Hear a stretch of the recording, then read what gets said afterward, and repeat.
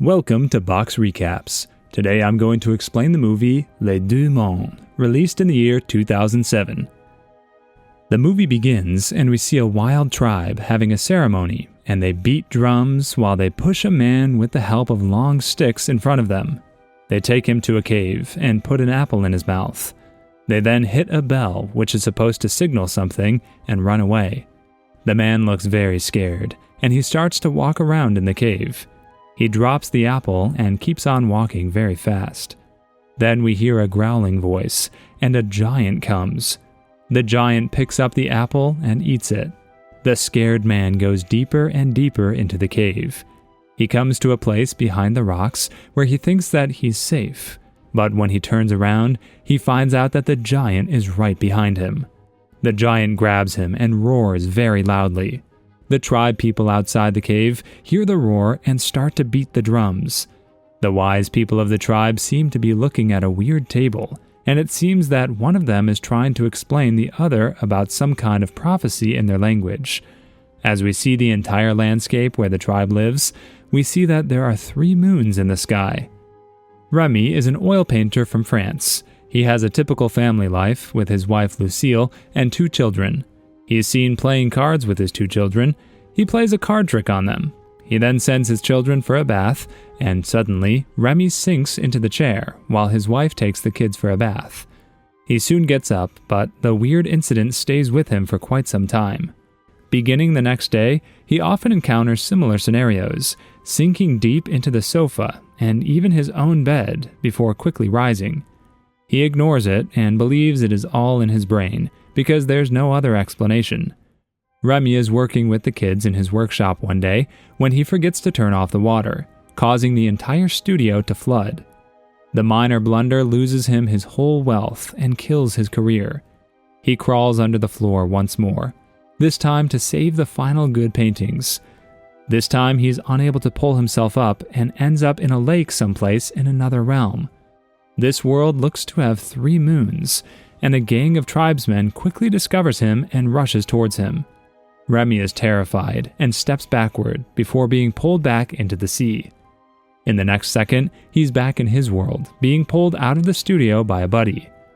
Remy realizes that what he saw was not a dream. Later at home, he tells Lucille about his encounter, but she dismisses it in an instant. She's instead distracted by another thought. Lucille has fallen in love with her boss, Dr. Geller, and wishes to live with him. She feels sorry for Remy, but she has chosen her pleasure above their marriage. Remy's biggest dread came true when he lost his wife following the closure of his studio. Nonetheless, he tries to be sympathetic and talks to her about the relationship. To Dr. Geller's surprise, Lucille has brought him to visit him. When he meets Dr. Geller, he notices that he is considerably younger and more attractive than him.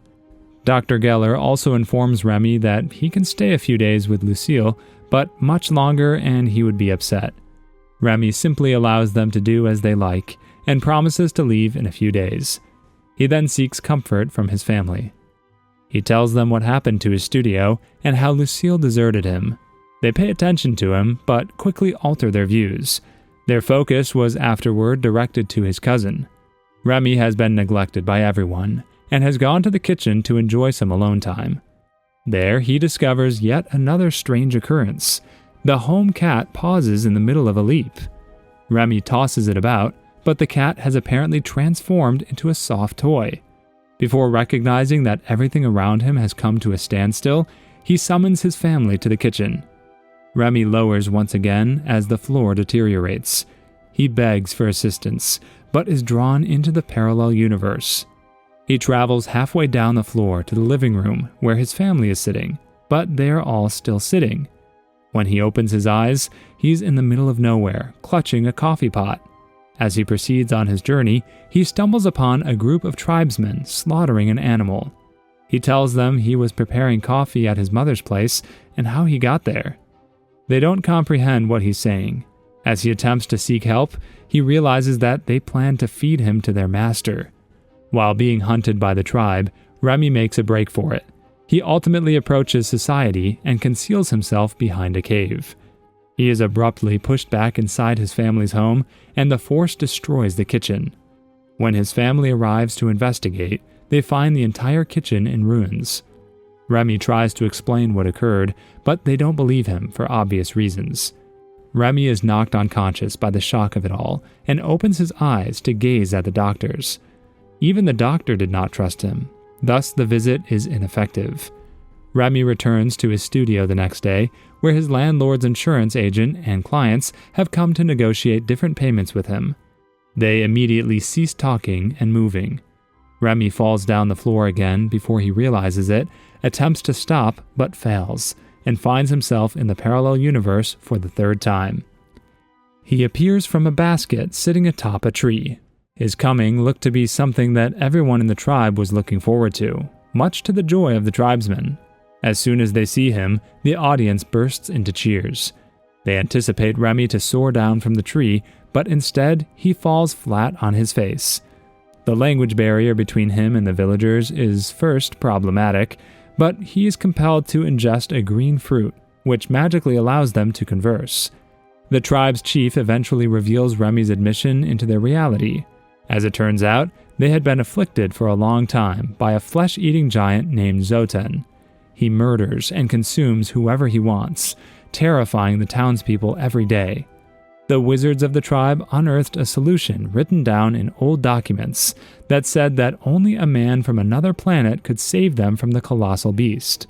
As a result, they have spent the last week executing rituals to try and summon the aforementioned hero to their world. Remy was taken aback by odd happenings as a result of his role as the tribe's savior. Remy denies it and refuses to help them, but they dangle him upside down from the edge of a tower to persuade him otherwise. He is then brought to a secluded chamber where he must formulate a method to slay the beast. Remy is returned to his world while clutching a watermelon. Hungry after a long day, he decides not to tell anybody about his experience, since he knows no one will believe him. Instead, he visits a library to further investigate the matter because the internet offers no remedies to what he has encountered. He resorts to ingesting a lot of protein to bulk up and combat Zoten, and he returns to the parallel world with renewed vigor. Remy realizes in the following moment that this is his one and only chance to shine, and he doesn't want to ruin it. The tribe offers him a unique blade before requesting for help in getting rid of Zoten. Remy suggests they move to a new hamlet, promising to protect them along the way. The peasants are scared because anyone who crosses the barrier will be hit by lightning. Remy disproves them by crossing first, and encourages them to do the same. Seeing this has convinced the tribe that he is certainly their savior. After walking for a few hours in search of a new site, they stumble upon two of Zoten's men. The two men advise Remy to return to town, but he fights them off with his freshly learned, yet surprisingly effective, fencing abilities. He kills one of the troops, while the other flees to his master. When everything has cooled down, the enemy's corpse is removed. When Remy asks where they are taking the dead corpse, he finds that they intend to prepare and devour it. Disturbed by the strange practice, he begs them to cease it immediately, and the tribe agrees, since they do not want to anger their savior. Shortly after they decide to obey orders, a group of individuals warns that Zoten is planning an attack on the tribe, and that war is near. When Remy returns to the real world, he begins reading military tactics and history books. In order to prepare, he does research on fighting formations, government, and a range of other issues. Remy delivers a speech to the tribe the next time he meets them, having discovered that the most important feature is a motivated troop. Despite the lack of assistance, people are eager to battle for themselves and their families. Remy decides to spend the night with the tribe after spending the day with them. They're all present. Remy is disinterested in pleasing him in any way.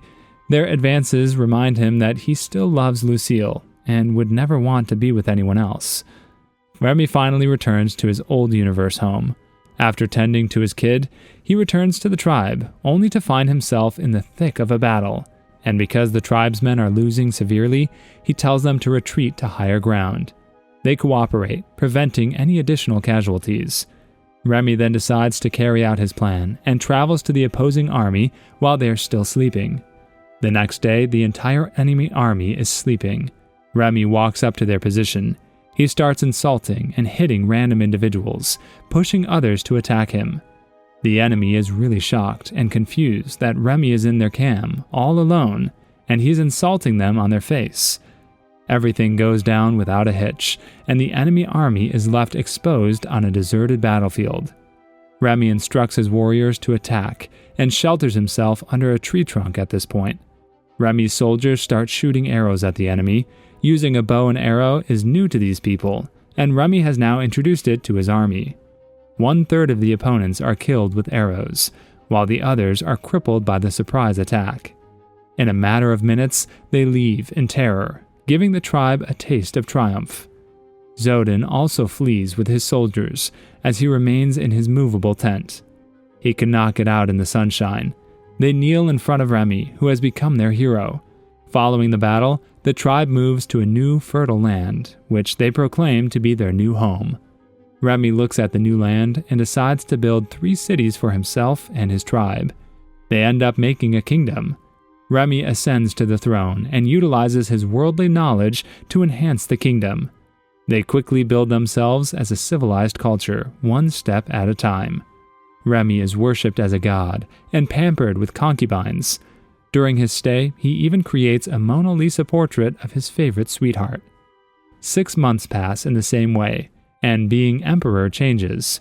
Remy previously was afraid of Lucille's lover, Geller, but with Remy's recent transformation and demeanor, Geller is now threatened by his presence. When they get into an argument about their disagreement, Remy is ready to shut him out. This gives him a sense of achievement to Remy. Now Dr. Geller is scared of the man he vanquished earlier. Remy's achievements turned him into an egocentric guy over time, and he treated his people like servants, allowing his success to get to his head. For a few months, the members of the town meekly follow his orders, before revolting. They think that Remy is using them a little too much for his personal needs. When Remy gets aware of this, he proceeds to speak with his subjects about the issue of overwork and underpayment. The society does not need any more lavish palaces just for his pleasure. Instead, the emperor must make efforts to better people's lives. Remy attempts to talk to them, but it fails with the militants. They had enough and take him away from the community. When Remy returns to reality, he contacts a friend for helping in restarting his studio. He looks to be less proud than he was as emperor. When he establishes a love relationship with a customer called Delphine, his life is restored. They start dating, but Remy is whisked away to the parallel realm just as she leans in for the first kiss. The tribe has contacted him again, asking him to murder Zodin in order to accomplish the prophecy. Despite his objections, Remy is compelled to enter a cave with the beast. He's about to be slain after a brief skirmish, until he tosses a sphere in a random direction and kills Zodin. When the tribe witnesses the creature dead, it erupts in celebrations. Prepared for the prophecy's final section, it comes out that they must murder and eat Remy in order for the prophecy to be fulfilled. He rushes into the woods to save his life, but an old wizard smashes him. Without the framework, Remy will be unable to return to his planet. When his concubine collects the flambeau and tosses it into the river, he is swiftly captured. He is about to be killed, so he is taken back to a hospital to be with his family. Lucille and Delphine cross paths while waiting for him. Delphine resolves to avoid Remy after finding that their divorce is still pending. Lucille realizes in the next scene that she is still in love with Remy, and that marrying Geller was a huge mistake. She informs him that she has expelled the man from her house, and is anxious to restart their relationship. Remy answers by urging her to always be happy before leaving. Remy's statue is erected on another planet to honor him as their savior. Lucille and Remy are enjoying their family life on a beach with their children a few months later. Remy is watching television when he learns that his Mona Lisa painting has been uncovered at an archaeological dig in the last scene. Scholars believe the image was produced by a 10-year-old Da Vinci because it is uninspiring. Subscribe for more videos like this. Turn on the notification and leave a like to help the channel out. Thank you for watching.